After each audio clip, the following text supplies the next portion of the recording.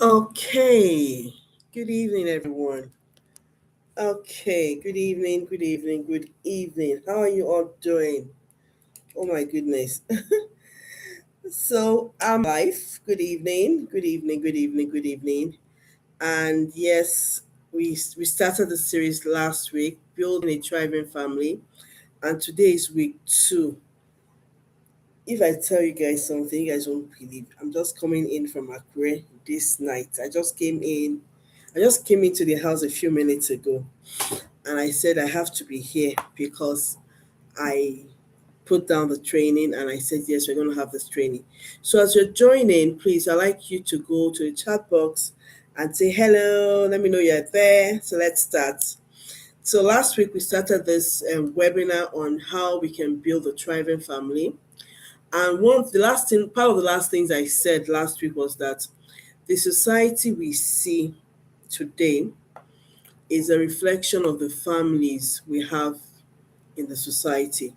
So what do I mean by that? Simply means that every society you see is a reflection of the families system in that society. So if the society is a great society, that means the family system is a great society. And based on what we know that is happening in our community, in our country, we know that there are a lot of things that are happening that are not right. And these things started from the family. And that's why it's important that we are here to listen to what it means to build a thriving family. Last week, I spoke about the pillars of the thriving family. I gave the differences between what a struggling family is and what a thriving family is. If you were not in the training last week, please just go through my timeline. You will see the video there. It's there. Just go there and and watch the video. So today we're going a step further. Today we're talking about how we can build positive bonds or positive connection with our family members through effective communication. Connection and communication, these are two pillars in the two pillars of building a thriving family. So I'm going to talk about them together. But I'm going to start by talking about the event I went for in Accra. So over the week, so Thursday and Friday, a friend of mine, her mom died, and they had a burial ceremony. And I picked out a lot of lessons from that burial ceremony. Apart from the fact that they lost their mom, but their mom really instilled a lot of positive values in them. And this is why it's important as parents that you come and listen to this. If you know anyone that is a parent that is not here, please can you just share this video to them, let them come and listen, because it's something every parent needs to listen to. So the things I noticed, so I actually did a short video on it that I'm actually going to post on Monday about what I noticed. So I went through the program and I was reading through the tributes, all the things people wrote about this woman. And guess what? Almost everyone said almost the same thing. She's kind, she's fun loving, she loves God, and she's the parent that she brings people closer to herself.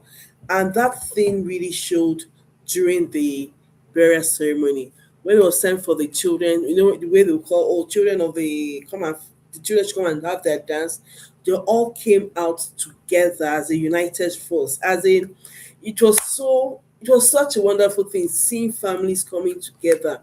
I know the thing about these children is that they're all fun loving people. Whenever you're around them, they have this warm thing about them that they love bringing people closer to themselves. And to me, I was like, oh my goodness, this is a reflection of what their mom and their parents have actually put into them. So if you're a parent here and you're wondering how can you build connection, how can your children be close even when they grow older, they will still be close, you have to listen to what I'm about to talk about today. So as we're joining, please let's go to the comment section, just type in where you're watching from, and yes, let's go straight into today's communication. So we started about talking about what a thriving family is last week, and I said that building a thriving family is not it does not just happen. It's something you have to do out of intention. You have to be deliberate about building the thriving family. I also said that building a thriving family is not about perfection, but building a thriving family is about the growth of every family members. It's about the connection. It's not about perfection, but it's about the growth. It's about the connection. It's about the structures. It's about communication. It's about having values and having a growth process in place. That's what building a thriving family is about. And like I said, we spoke about the difference between a thriving family and a struggling family. So today I'll be looking at how we can build stability and connection using effective communication. Now, when you talk about stability, when you talk about connection, it's basically a form of emotional foundation that we all need. You know, when children and adults are like know what is expected of them, they have this deep feeling of connection to other family members. There will be no anxiety. They will have confidence, and this is part of the things that make families to thrive when there is that emotional connection that breeds stability. And what are the things we can do to build emotional connection? It has to start with the way we speak with our children. It has to do with the way we communicate with them, and also how we build trust. Communication and trust are the major currency of thriving relationship. A family that talk together, a family that trusts themselves, is a family that is thriving. Without effective communication, even the best intention can get lost in the translation. And this is why it's important that parents communicate effectively to their children.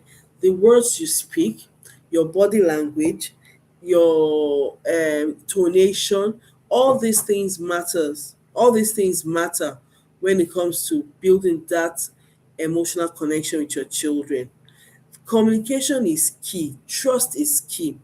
When family members, without trust, when people in the families, when they don't trust themselves, they tend to guard themselves. They tend to withhold vulnerability. They tend to keep certain information to themselves. And in the process of doing this, there'll be no connection and there'll be no stability in the family. So week two is about how we can build positive connection through effective communication. I hope. Do I have a scribe? Do you have anybody that is a scribe for us today? Oh, thank you so much. Okay, thank you so much. So, building a thriving family is not about perfection, it's about growth. Yes, thank you. Communication and trust are the major currency of a thriving family. Absolutely. So, I went back to, I said that building trust, building communication is very important in having a thriving family. That is the currency of any thriving relationship. And I said a family where there is no trust, family members will tend to guard their hearts, will tend to protect themselves. They will not be vulnerable around each other. And because they're withholding information, there will be no connection around them. Meaningful connections, you know, so part of the things we're going to do today, we're going to explore how ordinary connections can be turned into meaningful connection. Let me say it again. How ordinary conversation can be translated or transformed into meaningful connection. And when this happen, you tend to build unshakable foundation for mutual trust. Now, how do we communicate in such a way that our children will be connected to us? The first thing has to do with the words we speak to our children. I wrote something down. Was it in this book? I wrote something down yesterday, I said the words we speak to our children matters a lot. It says a whole lot about them. It builds their confidence and it builds their self-esteem.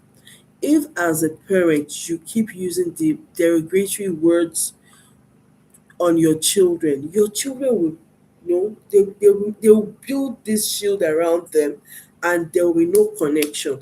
If there's a family member that is always using harsh words, using words that are very hurtful towards their other family members, it will affect the unity in that family. So first thing is the words we speak. Communication is not just the words we speak. Communication also involves the tone, the emotions around the words we speak. Very important. Communication, so conversations you have every day leads to meaningful connection. I need you to know that. And I said it starts with the words you speak. If you speak words that are not edifying, if your words are not kind, if you're not gentle in the way you have communication with your family members, it will affect the connection between the parents and the children and the children and the children. Second thing we need to know when it comes to the art of building connection using effective communication is the use of active listening. As parents, let me start with parents. As parents, I want us to move away from just hearing what the child is saying to truly understanding what your children is saying. Coming to the family, I want us to move from just hearing what the other family member is saying to truly understanding what the other person is saying, understanding the other person's perspective. Let it not just be you. I remember having a family session this week in my office, right?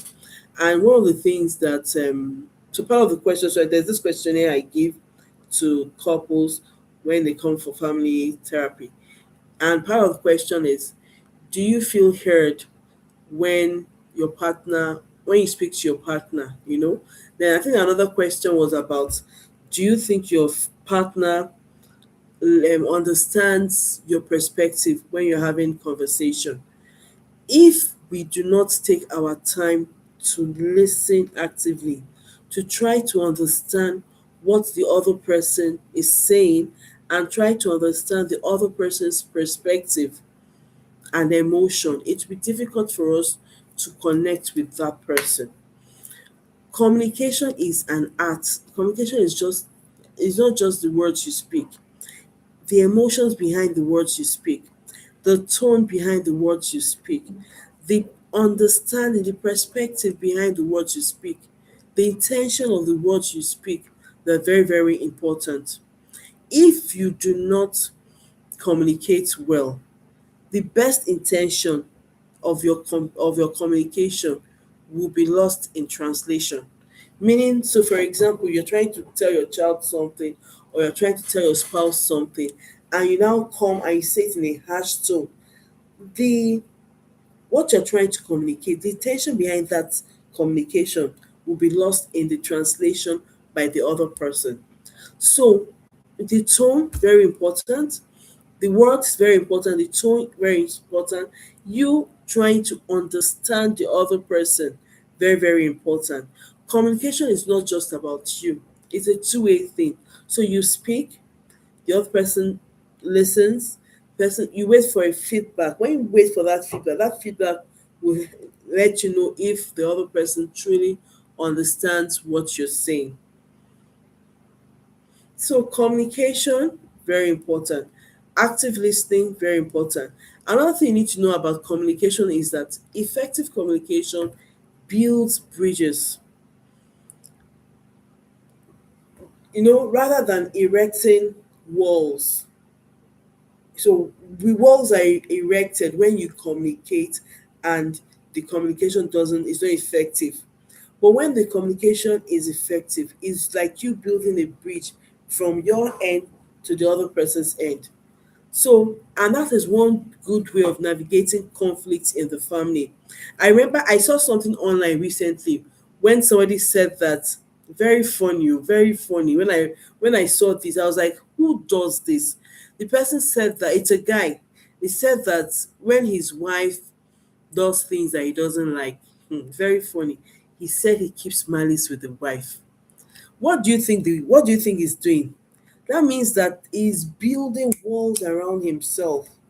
That means he's building walls around himself. Walls that would, he's building walls around himself. And when he does that, when he's keeping malice with his wife, there is no way they'll be able to resolve the conflict happening in the home. So it's very important that we learn the art of talking. We learn the art of communicating. It's very important that we learn the art of speaking and learning to understand what the other person is saying. Because when you don't communicate effectively, you build walls. You just build walls around you, and before you know it, that is the end of the marriage, that is the end of the family. But with effective communication, is you building bridges. You're building a bridge between you and the other person, and you're able to navigate conflict effectively. Very, very important. So the next thing I'd like us to look at is how to cultivate trust. So I've spoken about communication. I've spoken about the fact that the words we speak are very important. They either build or they either build your family members or they break your family members. The words you speak either make or mar your children. They either build their self esteem or break their self esteem. Very important.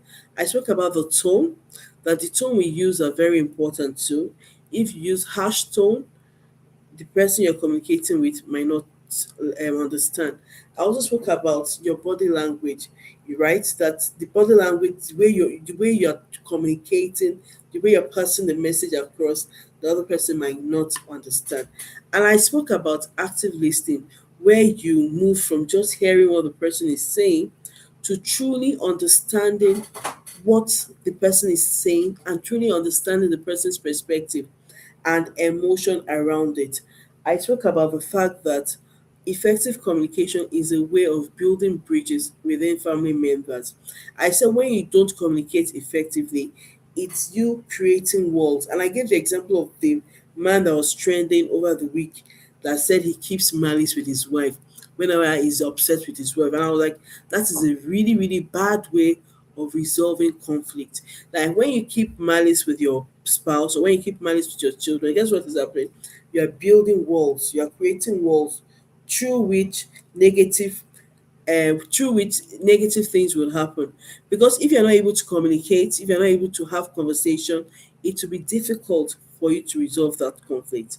Now I want us to look at how we can cultivate trust. How do you build trust in the family? Very important. you know I don't know if it was okay, it's one of my videos. I don't know, for those of us that, if you are following me on YouTube, you'd have been seeing a lot of short videos I've been posting. We have a whole lot coming this new week. And in the video, one of the videos coming up this week, I spoke about honesty, that we need to create a home environment where our children will be able to speak with us, will be safe to speak with us honestly.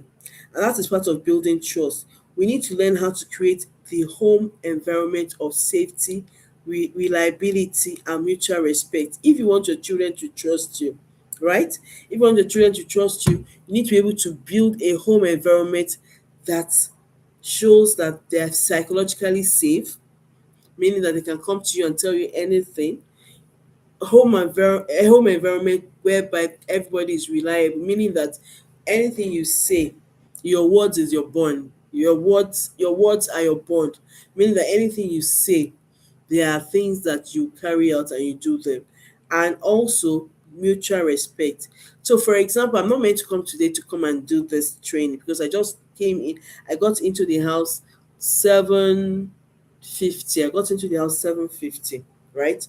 And I'm actually tired. I actually meant to go and sleep and all about, because I said we're gonna have this building a thriving family 4 weeks webinar. I just said, and that's me being reliable. Even if I have just one person watching, for the fact I said I'm going to do it, I'm here and I will do it. And it's the same with your family members. How reliable are you as parents? How reliable are your children when you tell them, when they say they're going to do things? Do they do these things? Because these are ways you build trust. You know, environmental safety and creating a home that is psychologically safe, where your children know that they can always be vulnerable around you, where your spouse knows that, oh, he or she can be vulnerable around you because you've got their back, because you're going to protect them. And that is really, really, really, really important. You know, so families where there is no trust will be difficult for those families to thrive. Families where they do not communicate, it will be difficult for the family to thrive. Communication and trust, they are two major aspects of building connection, and connection is an important element in a thriving family. Do we have questions? Before I continue, let me see chat box. Do we have questions? Oh, thank you so much, Faith. The use of active listening. Communication involves the tone we use when speaking. Communication and trust are the major currency for a thriving family. Thank you so much. The use of active listening. Communication is a two-way thing. Effective communication builds bridges. Yes, the words you speak either build or or break your children. Thank you. If you want your children if you want your children to trust you, you need to build a psychologically safe environment. Absolutely. Very reliable. Thank you so much. Families where there is no trust or communication, it will be difficult for such family to thrive. Absolutely. Do you have any question before I continue? If you have any question, please let me know. Yeah. So building your thriving family, very important, please. Very, very important. Another thing we need to know when it comes to building our thriving family under building bridges and not wall is that, so I'm going to give some example. Part of the ways we resolve conflict, we're going to talk about conflict resolution next week, right? And that's still under building a thriving family. Because if you don't know how to resolve conflict, it will be very difficult for your family to thrive. That means you guys just be fighting all the time. One of the things you need to know that has to do with communication and conflict resolution is the use of the I statement. So instead of you always accusing the other person, can we just focus on the behavior and not the character? You know, most times as individuals, we tend to attack the character of the other person because we are hurting and we want the other person to feel how we are hurting. So because of that, we now tend to attack the character rather than addressing the specific behavior. When you are able to address specific behaviors, not the character of your family members, you are able to resolve the problem. You know, so for example, use the I statement. Oh, each time I feel sad or I feel upset, I get upset each time now instead of saying, oh, you just get me upset all the time, you're a bad person, that is not you resolving conflict. The words you speak also matters in conflict resolution. You understand? So you learn to use the I statement. When tensions are high, take a break from having that conversation. Look for something else to do, especially when your spouse or your children, you can see the energy building up, and this energy is not positive. Take a break from that communication. Do you understand? Now, under active listening, let's learn to paraphrase. So, for example, your sibling has said something, and for you to be sure that what your sibling said is what you are hearing or what you're understanding, paraphrase what the person has said. And this would help in clarifying issues. Instead of you just assuming, oh, this is what the person said, me or that was what the person meant. So most times, assumption, when we assume, it affects relationship. Somebody has done something and you're not sure of why the person did that thing. And the next thing, you just come up with one funny assumption, and that is how families break. But why don't we learn to have communications? Let's learn to have communication. Let's learn to clarify issues. So if somebody has said something and you're not sure about, ask the question. Tell the person, please, can you help me understand what you're saying, rather than jumping into conclusion. And this is one of the things our adolescents complain about, that as adolescent parents tend to jump to conclusions a lot. We don't tend to listen and understand what the children are saying. We just come up with our own meaning without clarifying what the person has said or what the person is doing. So it's important that we learn to clarify conversation, ask questions if you're not sure of what the person is saying. Very, very important. Understand true listening, very important. The best way to resolve conflict, right, is by using effective communication. And I also said that trust is built when there is a measure of reliability. All those consistent small actions over time, they mean a lot to the children. They mean a lot. So all those small communication, all those, you being reliable, you being credible, you being intimate, right? This builds trust. So I have an equation here that I created, right? It says trust is equals to your credibility plus your reliability plus intimacy minus self orientation minus self. That's how you build trust. Credibility, reliability, intimacy minus self, being selfish. That is how you build intimacy. So how do we build credibility in the family? By your expertise, by you being honest. I said that there's a video coming out this week where I spoke about honesty as how we build honesty in the family. If you want your children to trust you, if you want to be trusted by your family members, you need to be credible. You need to be honest. You need to be consistent. You need to be reliable. You need to be able to follow through conversation, follow through activities, follow through things you are meant to follow through. This would also help in building trust. Also, in being intimate through being vulnerable. There's nothing wrong in being vulnerable to your family members, unless when you're vulnerable to them, they tend to now use your vulnerability against you. And that's what a lot of parents do. When our children are vulnerable to us, we now use this vulnerability against them. We now come up with, it's not now, that is why you did that. That's why your friends are always fighting. Oh, that is why your teacher said this. Oh, and that's why they don't like being vulnerable to around us. So can we stop using their vulnerability against them? Please, very important. Let's stop using their vulnerability against them. Okay, so I guess I'll stop here for today. Today is a very short one, but I just said I had to come in here. So I just going to do a short recap of what I spoke about. I started by talking about my friend's mom's burial I went to, what I learned from the burial, and that is one thing as parents we need to do. There are a lot of teachable moments around, a lot of things we can do to teach. For me, I see lessons in my everyday living. Everything that happens, I try to pick out a lesson from it. Very important. So I spoke about my friend's mom's burial that I went for, and how the family united, kind, fun loving family members.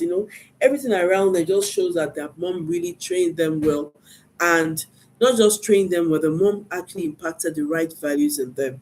And as parents, I'm throwing this to you: when you leave, what will your children say about you? When you go, what are the things your children will say about you? What are the legacies? We're going to talk about legacies on week 4. What legacy do you want to leave behind? you know then I spoke about how we can build connection using effective communication. And I said effective communication and trust, they are the two. um I said effective communication and trust, they are the two currency of a thriving relationship. If you don't have effective communication, if you don't talk effectively, if you don't trust yourself, there's no way your family members will thrive as a family. And I said, when communication is not effective, when communication is a two-way thing, you speak, you get a feedback, and that's how you know that you've communicated. If you don't get the right feedback, that means you've not communicated anything to your family member. And it's the same way as I'm talking here. If I don't get feedback from you, that means all I've done is just talk, talk, talk, talk, talk, talk, and But if I'm getting feedback, so like I'm getting feedback from Faith, who's our scribe, and she's typing things I've said. So that means that yes, I'm making sense.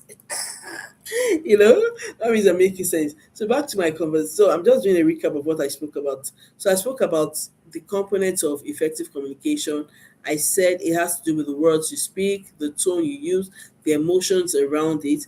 And I also said it has to do with active listening, not just hearing the words, but get trying to understand the other person's perspective when you are having that communication. Then I spoke about building trust, that we build trust by being credible, by being reliable, and also by being intimate, being able to be vulnerable around our family members. Please, building a thriving family is something that is easy to do. We can all do it, right? And like I said when I started, I said the nation, the society is a reflection of the families, of the homes we are building. And the family is the smallest unit of the society. If we don't get it right in the family, it will be difficult for us to get it right as a society. So please, it's very important that we come together, we build a thriving family so that we can have a thriving nation. Thank you so much. For those who are joining for the first time, my name is Oluwatoyin Ogunkomi. I'm a family psychologist. I work with parents, I work with adolescents, I work with family members in building a thriving life. Thank you so much, everyone. Have a nice evening. I'm sure you can see I'm very tired from my tone, but next week, yes, I'm going to come up with more energy next week when we're having this conversation. Next week, but we're going to talk about conflict resolution, how we can build systems around conflict resolution. Today, I've spoken about communication, how you can communicate effectively in the home. Yes, before I go, another thing I do is I help families to build systems and structures in their home. And one system you can build around communication in your home is having what we know as either a communication day or open hair day, or just can give it any name basically. And that day is the day when everybody come to talk about what they feel about the other person, no holds bars, and without using derogatory words. Remember when I said that most times when we want to correct, we correct by attacking the character rather than addressing the specific behavior that we want to change. So on this open hair day or this communication day, that day, every all the family members come together. It could be on a Friday, it could be on a Saturday. Maybe just come together, you have your drinks and you're having conversation, and you're telling each family members what you feel they did during the week that you would like them to change. The more conversations you have as a family, deeper conversations build deeper connection. If you don't have deeper conversation, if you just have shallow conversation, oh hi, how are you? I'm okay. How are you doing? Fine. Did you have school? Fine. Well, how is work? Fine. Those ones are just shallow conversation. When you start having deeper conversations in the home, you start building deeper connections in your home. So thank you so much, everyone. I love you for being here. God bless you. Please, you can always drop your question. You can come to my DM, ask me questions too, and I will always respond. Thank you so much. Let me go and rest. Have a nice day, everyone. Bye.